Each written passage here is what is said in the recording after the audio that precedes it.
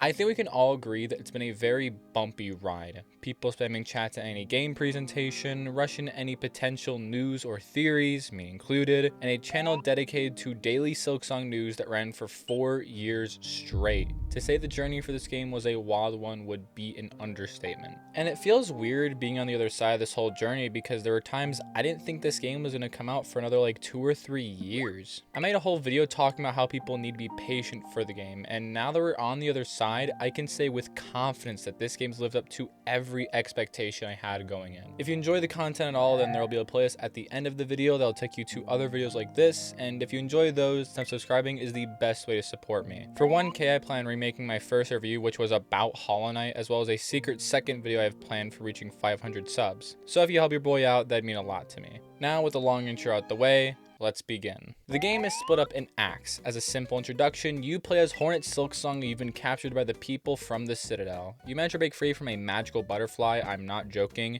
and you manage to find yourself in the world of Farloom with a simple goal in mind being to reach the Citadel. Right away, the intro is a lot simpler, more to the point, and still leaves mystery. I really enjoy this. The original Hollow Knight just kind of put you into the game without much explanation, which isn't a bad thing, but Silksong's approach incentivizes a player to keep going, which especially for the first impression is really important. It's the same reason in the Half-Life games, for instance, the game kept leading you on with the mystery of what's going to happen later, what's going to happen at the Citadel, what's going to happen in Zen. You never know, and that's what's so interesting. However, this is where complaint number 1 comes in, which is the beginning. It's really slow, and it's probably my least favorite part of the game. I'd say deep docks to far feels where the game starts to get really good, and I understand in a Metroidvania it's hard to make the start fun because you're meant to be weak, and gaining abilities and learn how to use them is the fun part. But I feel like it could have been better even if it meant giving an ability at the start. Also, shout out to the enemies that do double damage, basically two-shotting you. Gotta love it. Gonna catch me riding dirty.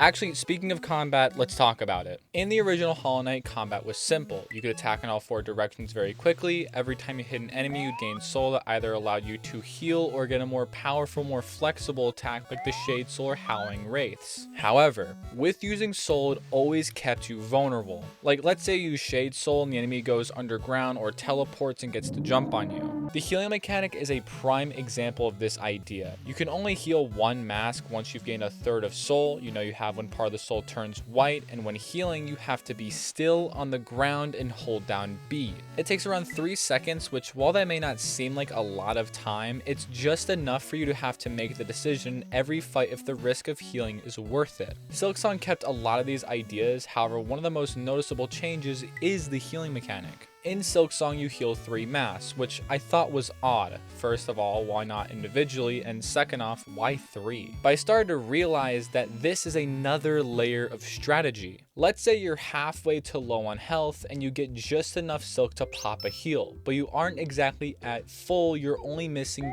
2 masks. It's at this point you make the choice whether to get back to full health or you risk the missing health for either keeping silk or doing more damage.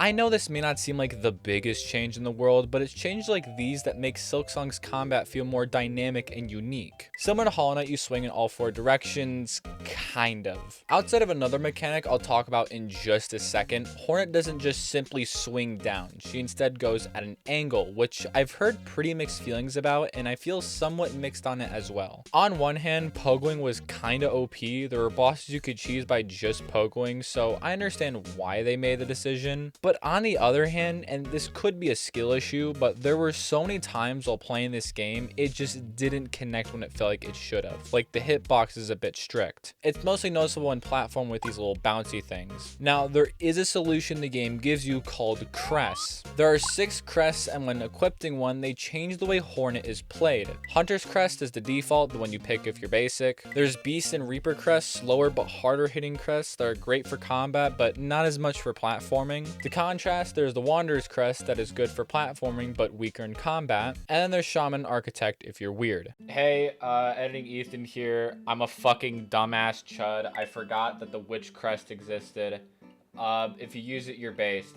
I don't know, I forgot to record this. All right, back to the video. You may have noticed each crest has colored notches, and these are tools, the replacement for charms. In Hollow Knight, you can mix and match charms and even overload yourself, allowing you to add as many as you'd want but taking more damage. Silksong replaced this feature with tools that are color-coded. Red tools are weapons, blue supports combat, and yellow supports platforming. And rather than each tool having a certain amount of spaces, you can only take up one tool for however many notches there are in the crest, forcing you to decide if learning the new playstyle is worth more notches in that color. Alongside the tools, there are silk skills, which work very similarly, being interchangeable, but as the name implies, they use up silk for more damage to bring up that little hypothetical from earlier. Because of these mechanics, it makes every fight and repeat playthroughs feel unique, which is something the original Hollow Knight did miss out on. And I want to be clear, I don't want it to seem like I'm just beating down on Hollow Knight. It was Team Cherry's first commercial game. There's nothing wrong with having a simpler size-fits-all combat style. But with Silksong's more dynamic and flexible combat, it makes it stand out in a very beautiful way. Plus, the original Hollow Knight is still goated. While exploring Farloom, we encounter the last judge, a guardian for a giant door leading to the sweet little Caesar's hot and ready that we've been craving. After finally beating her ass, the door opens and we get our grand prize.